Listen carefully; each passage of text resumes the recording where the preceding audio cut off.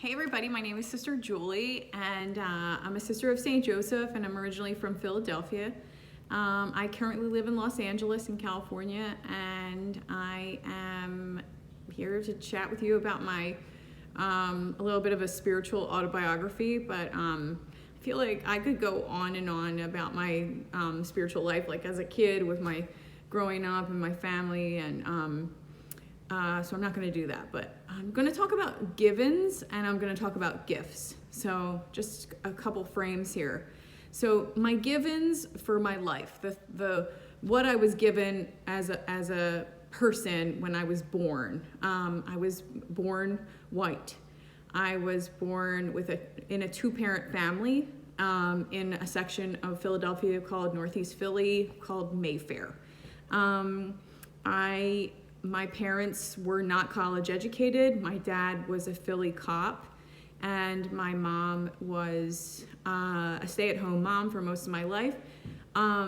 She also, before I was born, she was a bank teller. She did a number of different positions, but she did a number of ministries, works while I was a kid, but nothing full-time. She really made a choice to stay at home with us.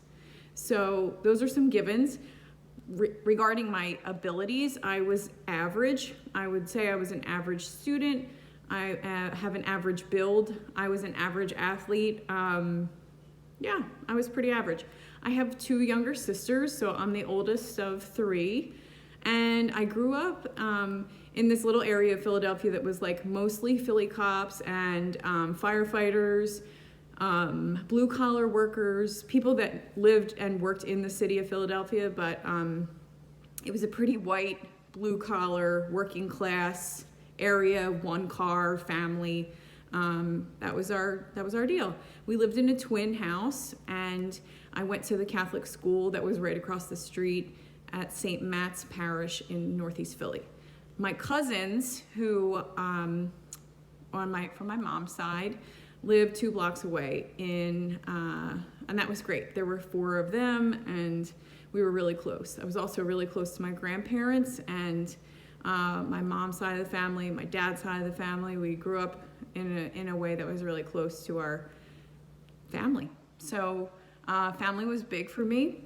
And I would say that my Catholic education at St. Matt's and then at St. Hubert High School in Philadelphia, it was an all-girls Catholic high school, really shaped how I see the world and how I view the world. And then certainly all the things that I've done after that have played a major impact on my life. But growing up, the parish, the school, my high school, all the activities, sports, played a major role in my faith development. I have to also say that I have been sent to life with gifts. So those were my givens and my gifts. I love this quote by John Henry Newman, and he says this: God created you for some special service. God has committed you to a work that has not been given to another. I have a mission. So God has committed me, sent me with a purpose, with a mission, with a vision, with a uniqueness, with a gift that has not been given to another. I have a mission.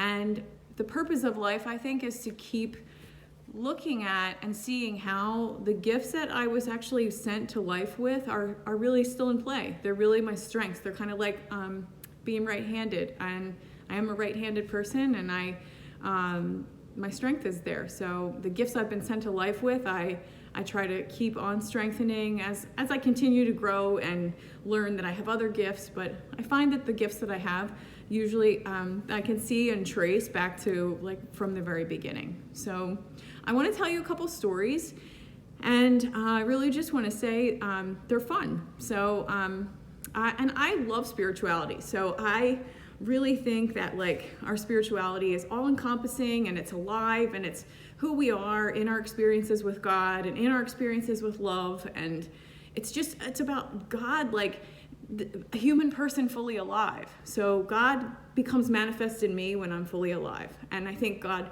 continues to reveal God's self like in me and in others. And when I pay attention to myself and how I'm responding, or what I'm I'm seeing, I'm fully alive. So I want to tell you one story. Empathy was one of the gifts that I've been sent with. Strong empathy. I was always very sensitive to people, to situations, to TV shows, and I just remember one of my first memories was when I was 3. I loved the show Fat Albert and the Get Along Gang. Okay, I loved Fat Albert. Okay, so I would sit down on this, carpet every whatever the show was on, and I'd watch Fat Albert with all the gusto, and I loved that show. And I just remember this one show, and I was sitting there sobbing, crying, because there was one of Fat Albert's friends was named Pee-wee, and in the show, for some reason, they wouldn't let Pee-wee play in the game. I guess because he was too small, they were playing a basketball game, and he just wasn't tall enough to play in the game. He wasn't like an asset to the team. And it just made me so upset.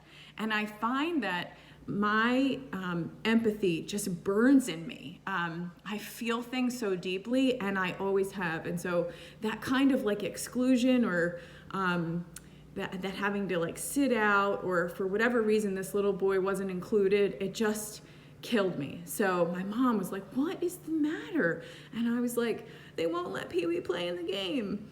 And so devastating for a 3-year-old, okay? So first memory of real empathy. My second memory of real empathy or like real sensitivity was my grandmother, my mom's mom, had a stroke when I was 3. It was a major stroke. And this woman was like the pillar of strength in my mom's family. My mom is one of 6 children, so she just was this like pinnacle of strength. And she had this stroke which paralyzed her whole left side of her body. And this radically altered my mom's life at the age of 28. So I just remember, my mom was like, had a newborn, and me, who was like 3.5, and now was like navigating how to care for her mother. And I just remember it being such a key moment in my life, just because what I learned from my mom was a lot about service. It was about loving service. And it radically altered everyone's relationship to my grandmother, including my mom. And I just watched her like in loving sacrifice and like loving service, and do whatever she could for her mom in the meantime, like trying to raise a family. So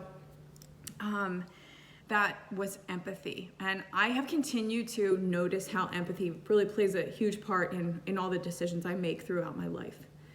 Okay, I'm going to move on, but a couple other gifts are like justice seeking and courage.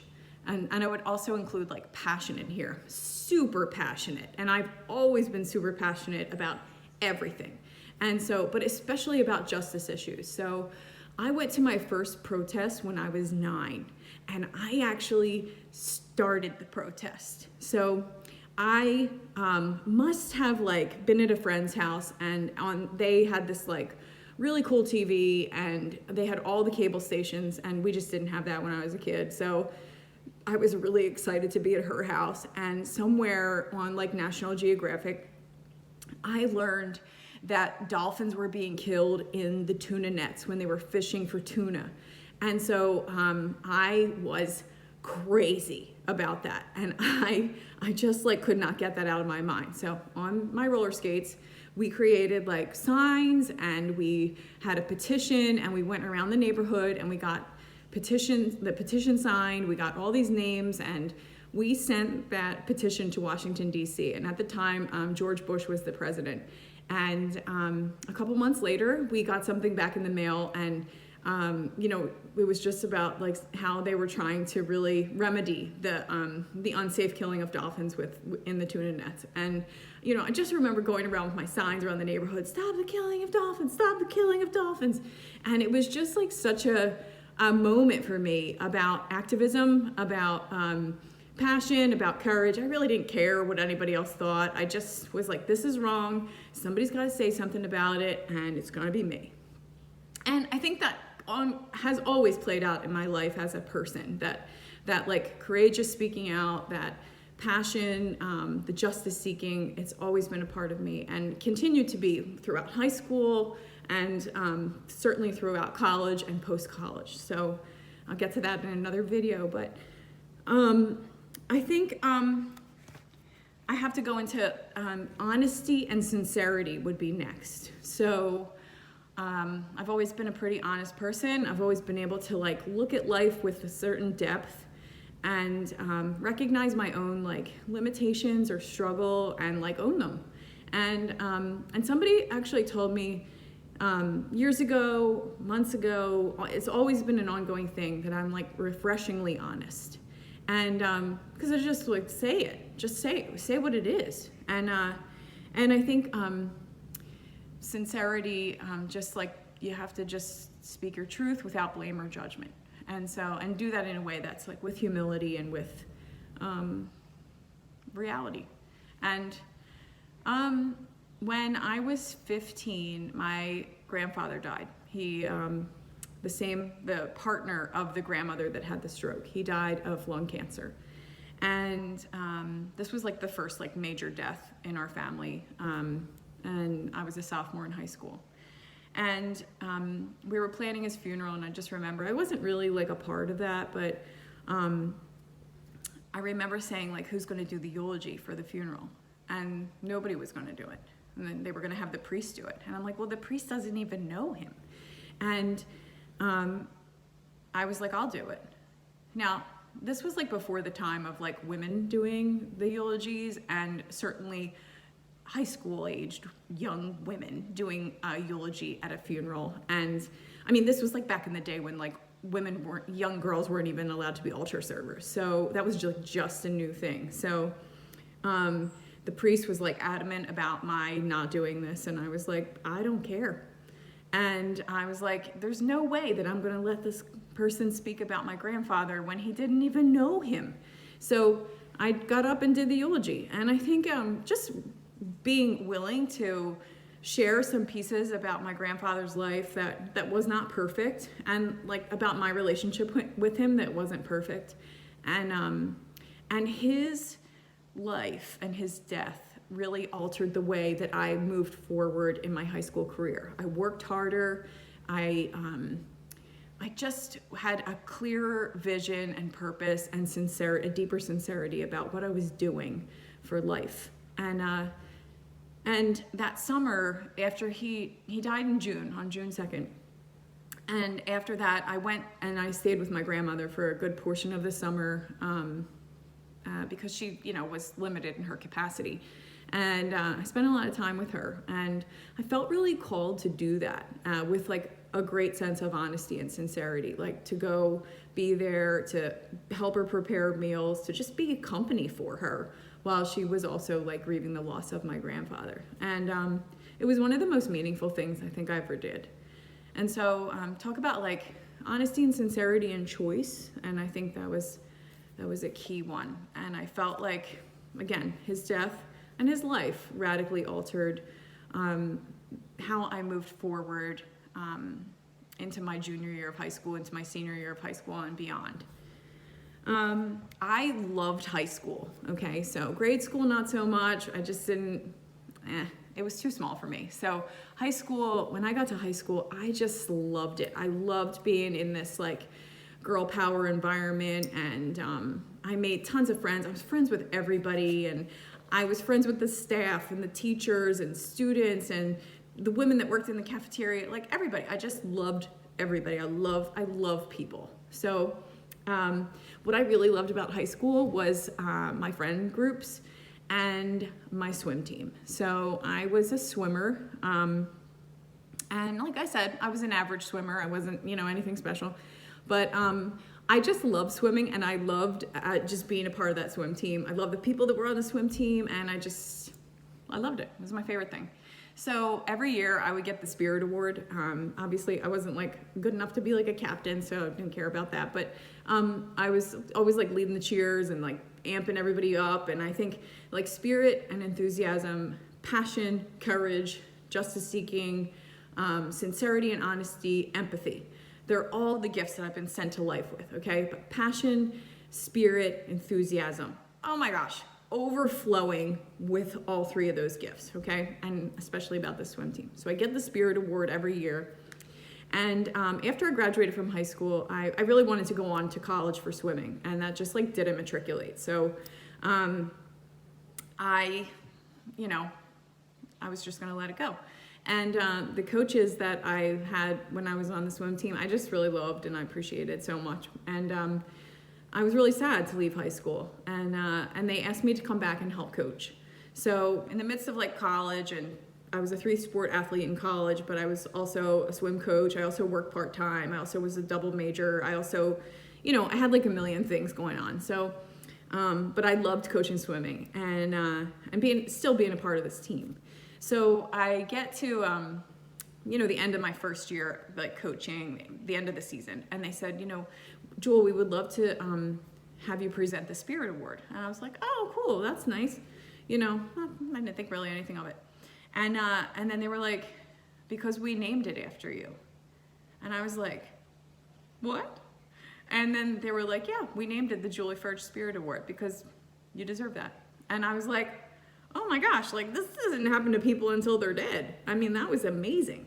So I just think like that was like such a gift that I've been born with, this like spirit and this energy and this enthusiasm, and that spirit and energy and enthusiasm is God. I know that God like lives there in enthusiasm. Enthusiasm literally means to be filled with God. So I just loved my swim team, and to this day, I think the award is still called the Julie Furch Spirit Award. And I met a couple people later in a couple years later, and they were like, oh, you're Julie? And I was like, yeah. They're like, I got your award. So that was, I don't know, pretty cool. The next thing I would say about would be intuition, sight, insight. So when I was in college, I was a lifeguard, you know, so I like love all things water. I live in Los Angeles now. I love the beach. I love the ocean. I just love all things water. So I was a lifeguard, and I taught swimming lessons, and I love teaching swimming lessons, especially to little kids. And so I saw this little boy. He came in kind of late to the pool, late in the day, and everybody was always like all over him. He was like 5, and he looked kind of fragile, and I was just like, you know, what's this about? So he came in with his mom, and I must have like blown the whistle at somebody, and he said to his mom, I hope she doesn't blow the whistle at me, Mom. And I was like, of course I just like, you know, blew the whistle at him, and I was just kidding around with him. And then I started talking to his family, and his name is Timmy Kelly, and he was born blind. He was a preemie, and he was born with cerebral palsy, and he just couldn't see. And so I started talking to his family, and I said, you know, I would love to teach him how to swim. And his mom was like, Timmy, how would it be like to have swimming lessons with Julie? And he said, how does she have her hair? And so his mom was like, it's long and it's blonde and it's in a ponytail and it's pretty. And so Timmy was like, okay, I'll have swimming lessons. And he played around in the pool for a while, and I, you know, closed up the pool later, and he came over to say goodbye. And I just knelt down, and I got to right to his level, and he took his hands and put them right on my face. And he said, Julie, you look pretty. And I learned that day about sight. And there's so much I take for granted about my sight and about insight and about intuition. And I felt like that little boy looked directly into my soul and saw me for who I am. And I want to be able to do that too. And so I like look for God in all the like spoken and the unspoken, and in the silence and in the chaos, and in the love and the joy and the light. And I know that boy, Timmy Kelly, was sent for me to grow in sight. And I believe that is a gift that I also have. So to be able to see through situations, to see into them, to recognize the gifts, to notice where people are hurting, why, to notice energy or a lack of it. I've been given that gift. So those are my gifts and my givens. And I could go on and on about my spiritual journey, but we'll just start there. And those were some highlights from when I was a kid. So grade school, high school, pre-K, college, and I'll share with you more about my vocation journey in another video. Peace.